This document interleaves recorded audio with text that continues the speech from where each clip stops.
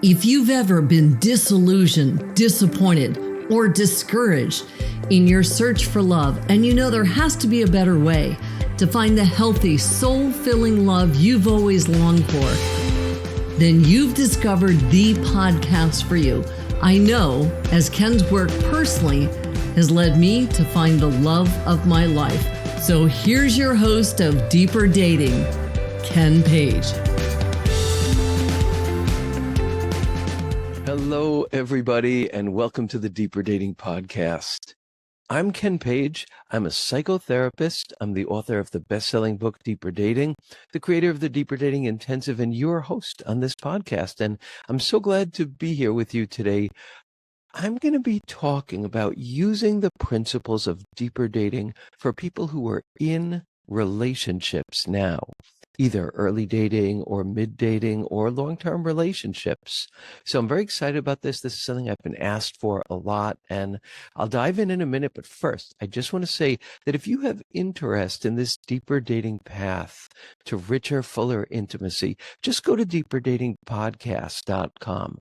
There you can get a beautiful book that captures the main ideas of this process for you, and that's free. And you'll also find transcripts of all 220-something episodes of this podcast.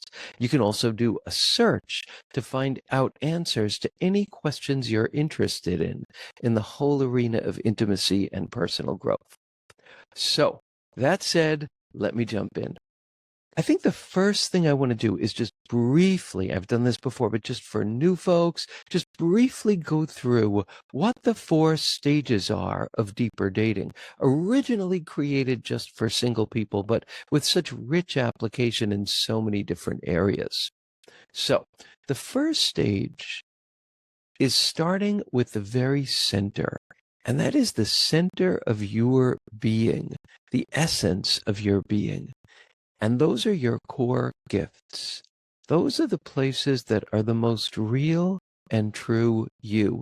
When you unpeel the defenses, the projections, the protections, the airbrushed ways that we behave, the things that we think we're not supposed to show, but they're really a part of us, when we uncover those richly authentic parts of ourselves, they are nuclear in power. They are full of our magic, and they demand a lifetime of understanding to know how to live with their power and their sensitivity and their potential. Sounds great, sounds beautiful, but it's not as easy when you're dating or in a relationship, and it's hard to show those parts of yourself. So the center of what we do, like for example, in my intensives, we spend 3 of the 6 months helping people uncover, identify, and learn to treasure, champion, and dignify their core gifts, because that is the foundation of true intimacy. The second stage is the stage of becoming a student of our attraction patterns. All of us have patterns that we act out again and again, but which shift as we grow and refine as we grow in many cases, not always. When we do this consciously, it happens consciously. It also happens as we get older and wiser in at least some cases. But understanding the patterns is something we're not taught to do. We're taught everything about how to make ourselves more attractive and almost nothing about deeply understanding our attraction patterns, much less how to rewire the ones that haven't worked for us. So that's the second stage. And just to say, the 3 great gifts in doing this second stage are: you identify what you need to stay away from, you identify what you need to move toward, and you identify the core gifts that you hadn't yet learned to honor or dignify, which allowed you to end up in some kind of not so great positions again and again. And it's very liberating to know those things. The third stage is the getting out there in a different way. Now, for dating, that means where to go, how to be, how to do that, how to lead with your authentic self, how to use your newfound discrimination. For people in relationships, it means something different. It means getting out there in your relationship with your most vulnerable parts, your most true parts, your ability to say what you mean what you say, don't say it mean, to turn your needs and your angers into asks. This is not easy stuff. And the fourth stage is the rewiring that has to happen. For people who are single and dating, as they do this work, they find people who are more available to real intimacy. And so there's rewiring that has to happen there. If you're in a relationship, as you live this way more, your partner will shift in accordance with your shifting. How that's going to go is yet to be determined. But as it does, you're going to need to do recalibration, hopefully with the new level of intimacy that you'll be experiencing. And these are essentially the steps of deeper dating, which are life-changing and healing and based on real wisdom, which means that they're a foundation for the kind of love that you really want. So in my intensives, I originally planned these intensives to be just for people who were looking for a relationship, but people reached out to me and said, I'm in a relationship. This stuff seems to really apply. Can I use the intensive for that? And I thought about it and I thought, well, let's try. And now it's become kind of part of the experience of the intensive that there are people who are in relationships. And so that's what I'm going to talk about now. I'm going to talk about each of those steps and how they apply to all of you who are in any phase of relationship. And that could also be friend and family relationship, but it could also be at kind of any stage from early dating to a long-term relationship. So let's start with the first step, which is the core gift place. This is what we often do in relationships with our core gifts. It's our secret dream that those parts of us are seen and loved, but they're embarrassing to share. So what do?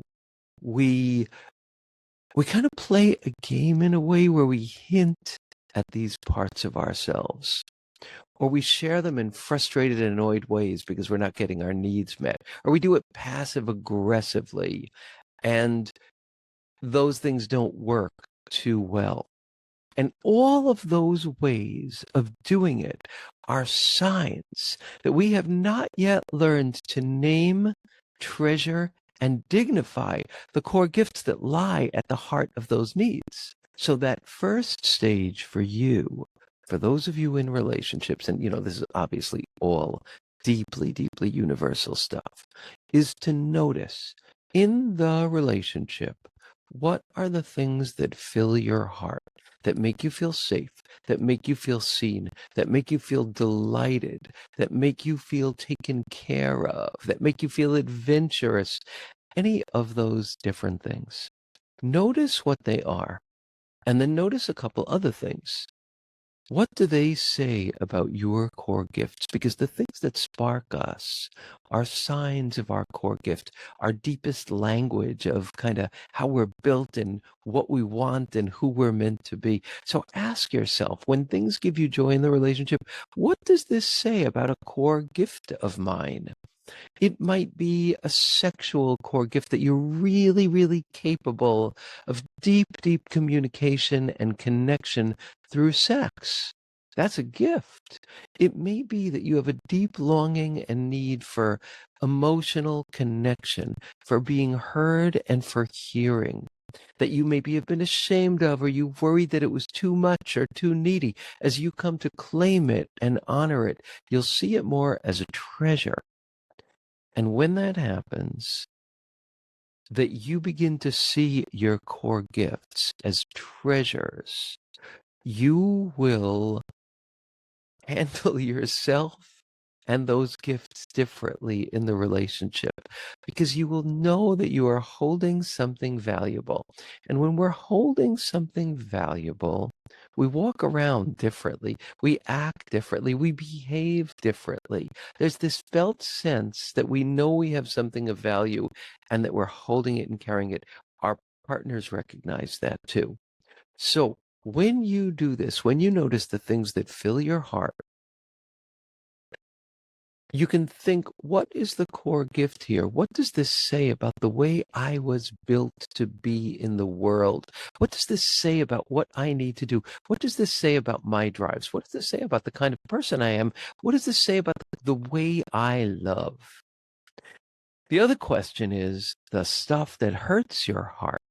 And instead of telling yourself either that you need to be tougher, or that you're too sensitive, or that your partner is a jerk or a cretin, or whatever it is that you might be telling yourself when you're condemning them or condemning yourself, the first step, again, is the honoring the core gift by naming it. What is the quality?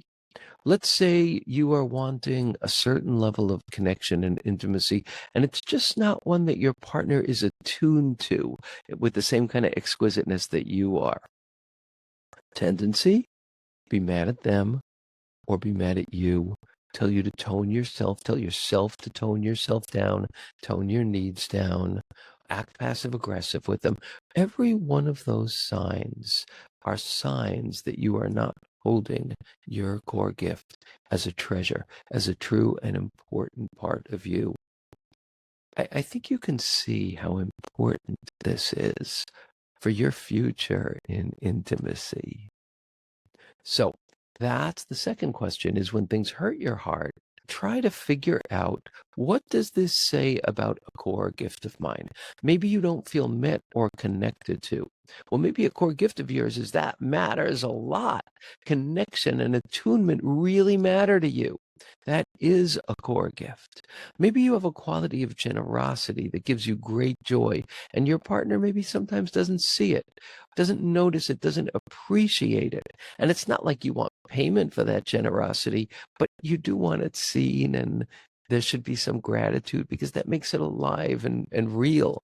So you tell yourself, well, I shouldn't be asking for anything. This should just be natural generosity. But no, there's a need there to have it celebrated.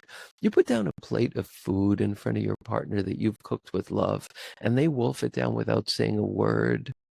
Oh, they're missing the gift of what you gave them. So, once again, it's a matter of honoring and dignifying the core gift underneath there.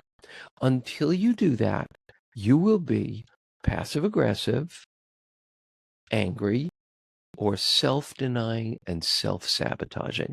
It is only when you know, recognize, and honor the core gift there that you then can take the next step, which is find a way to frame what your needs are with your partner. And then when you do that, when you give yourself that luxury, this kind of natural generosity will come out more, where you think, oh, what about the lonely part of them that maybe hasn't been met by me because I do this, I do that.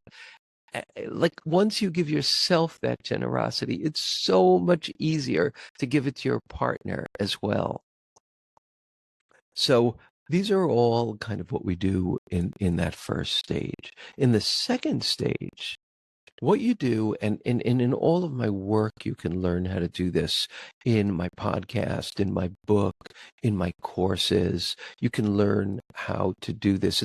It's a process that I've developed where you actually go through all of your past relationships and recognize the patterns of both deprivation and inspiration, because they will tell you three things: what to stay away from, what to consciously move toward, and the core gifts that you have not yet learned to honor or dignify, or you wouldn't have gotten into that situation again and again. So when you become a student of your attraction patterns, then you can see how those very things are playing out in your current relationship. And hopefully you've grown a lot, so they're playing out in less kind of painful, intense ways, but maybe they are showing up in intense ways. So the first step is this recognition, so that you can then begin to do correction inside the relationship. And that leads to the third stage.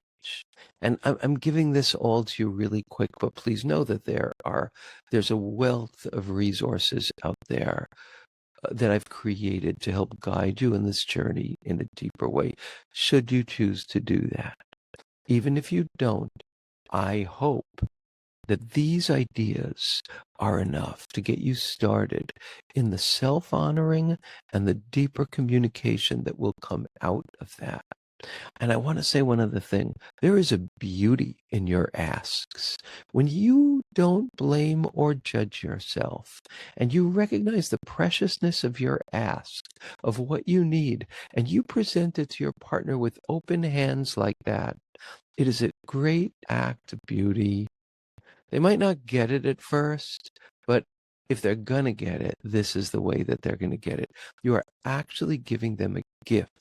And the gift is you're telling them the gift that you want, that will make you happier, that will feed your heart and your soul. And all of this stuff about we should be just fine on our own, no matter what our partner does. Yeah, if we were completely independent creatures, but we are not. We are interdependent creatures, and we are affected by our interactions with the people around us. So the third stage for people who are single is getting out there in a different way. And I talk about that a lot in a lot of different places. I'm not going to talk about that now. So in the intensives, the single people work on getting out there in different ways. The people in relationships have a different job. And I have found that in some ways that job is even harder and more challenging. And it's to really get to the inner petals. Like, you have a beautiful big flower, and when you get to the inner petals of it, they're very bruisable and they're very beautiful. They're like the pure form of the flower. That's what our inside parts are like. And with a partner who loves us and who is good and decent and safe, we can begin to share those parts of ourselves more and more. And is it hard? Yes. Is it scary? Yes. And here's where it's like particularly hard. If you've kind of done it before, like a lot with your partner, and it didn't work. But here is what I want to say about that after working with so many people. Kind of doing it is not the same as fully doing it. You know what an open heart feels like. Telling your partner from the inside, not to control them, what your heart feels like when this doesn't happen, what your heart feels like when it does happen, and how much it means to you is a deeply intimate act. And when you do that, your partner is so much more likely, if they're a good partner, to hear and witness what you're saying. Once they understand the pain that you're experiencing, as well as the longing, as well as what this means to you, you're opening their eyes in a different way. And it's not the same as the past ways that you've probably shared it. With might have been with a little bit of resentment or maybe a little pullback, like you didn't go all the way at saying how much it means to you, or you didn't frame it as a beautiful ask. It is scary as hell to do that. It is really scary, and we need a community of support to do it. This is true in sex. This is true in intimacy. I mean, maybe in some arenas you can do it more easily than others. Some people can do it more easily in sex. Some people can do it more easily in intimacy. Maybe it's around money. Maybe it's around spirituality. But it's the sharing of those inner petals of your being. And the fourth stage is that as you do that with your partner, your relationship will shift. You will either discover that they just can't and won't, but more likely you will discover the ways that they can and be more clear on the ways that they can't yet. And then you calibrate according to that. But when your partner becomes more available because you've become more available, you'll then find yourself maybe being afraid, maybe being judgmental. Your defenses will begin to come up more when your partner becomes more available and present to you. So then your work needs to happen as well. But just like they say, it is nice work if you can get it. And when you've taken these steps in your relationship, you will be a different person. You will have a different future, and the foundation rests on the treasuring of your authentic humanity. All of the other steps are steps that spin around that core center. That's where you want to plant your flag, in the center of your true self. Because if, to make it easier, to people please, to be more liked, to not get in trouble, you plant your essential self flag off center, you will be lopsided. And then you will look for partners to equal out and even out your lopsidedness. And that does not work. So that's why, in some ways, the primary act of love is the loving of your core self, and then learning to love another from there and with those parts of yourself.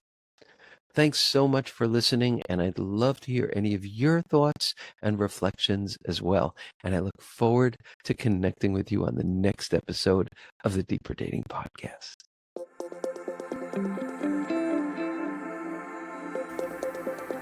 And that's it for today's episode of Deeper Dating. Be sure to go to deeperdatingpodcast.com, as Ken has a few more gifts for you. Then join us on the next episode.